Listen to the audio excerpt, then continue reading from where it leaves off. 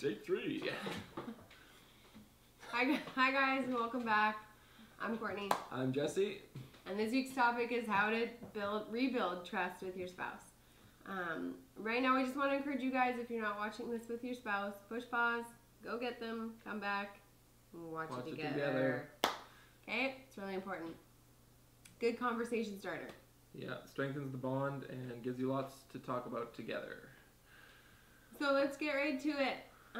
From my experience, to be able to rebuild trust with my husband after his porn addiction, I had to get to a place where I allowed myself to feel the feelings of bitterness, anger, hurt, resentment, and all of that. And I needed to let that go and be able to forgive.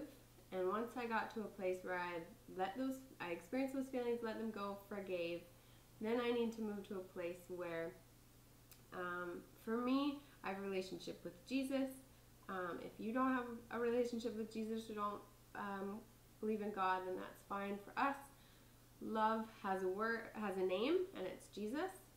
So if you don't believe in Jesus, just where I say Jesus, you can insert love. But basically, love needs to be your foundation. Yeah. So back to our story. I had to get to a place where, because my husband had a relationship with Jesus, I trusted Jesus in him, even though he wasn't acting trustworthy. I had to be at a place where I knew that God was going to finish the job that he started in him, and so I had to, in forgiving him, I had to let go of the control and believe that love or God was going to bring him back to me. Yeah. And bring his heart back to me. And so we believe that trust and intimacy are interconnected. And so then once you've forgiven your spouse, shifting your focus to intimacy, to building intimacy, will just naturally rebuild the trust in your relationship. And we're not talking about just physical intimacy. We're talking about emotional, spiritual intimacy, just that feeling of connectedness. Really open communication is a big key to building that intimacy, to be able to talk about anything, like from the guy's perspective. Yeah, like men, intimacy is very natural for a woman, and so we really don't need to define it for women, but for guys, you know, it was complete transparency. So this means, you know, everything that I'm thinking, that I'm feeling, the weird dreams that I'm having, everything is completely open and on the table. And we're talking about it and discussing it and, you know, dealing with feelings and emotions as they arise, you know, and just basically keeping everything out there, wearing your heart on your sleeve. And it's really important as this, you know, a wife, that you don't take this opportunity to try and fix or help your husband through it, but really just be an encouragement, an ear to hear and to be, you know, to listen, and just basically be there to help bring all these issues out and it's a time to listen, not talk.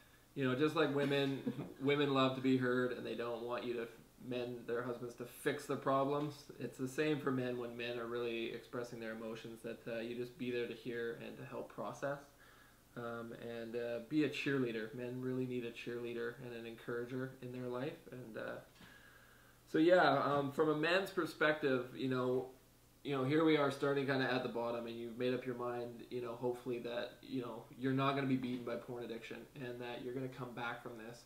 And where do you start? You know, you're at rock bottom, you're feeling kind of crappy, your relationships are not in good health, and the intimacy is non-existent at this point. Maybe you're starting to build towards it, if that's so great. For me, I had to kind of realize that I had to start with myself, honestly. What did I want out of this life? What did I want my marriage to look like? You know, now that here I am starting from square one, rebuilding the whole thing. And for me, it came down to my legacy. What do I want to be remembered as? Do I want to be remembered as a good husband? Do I want to be remembered as a loving husband, a loving father, you know, a good man, a man of integrity, a man that doesn't quit, that overcomes adversity? all these things I wanted to see in myself. And then I had to realize that I'm responsible for my legacy, and every choice that I make is writing my life story. And once you realize the weight of every choice that you make, that though you might not see the the fruit of every choice right away, you have to believe that that choice is being written down in your life story, and that's how you will be remembered, by your children and by your grandchildren and by your spouse. That's how they will experience you. And so, I really want to encourage you as men to dream about how you want to be remembered and the legacy that you want to have in this life, and then just say, hey, today I'm starting to build my legacy. That's your motivation. And I'm going to be a man that's not afraid of intimacy, a man that pursues love and connectedness with my children and with my spouse and with everybody in my life. And I'm really going to live this life to the full through being intimate and through not being afraid of anything, of my feelings, of my struggles, of anything, and just being completely open and honest with this world about who I am. And so, I just encourage you to build your legacy and be the man that you want to be, because it's in your hands. As cliche as that sounds. All right, guys. Thanks so much for listening. We hope this is helpful. Please give us your feedback. We love to hear other topics that you guys want to hear from us. And so if there's something we haven't talked about yet, let us know. And if you got any good tidbits from this that you think are going to help you in your relationships, please do us a favor and hit the like button. It really helps us out. So thanks a lot, and we will see you next week. Bye. Peace.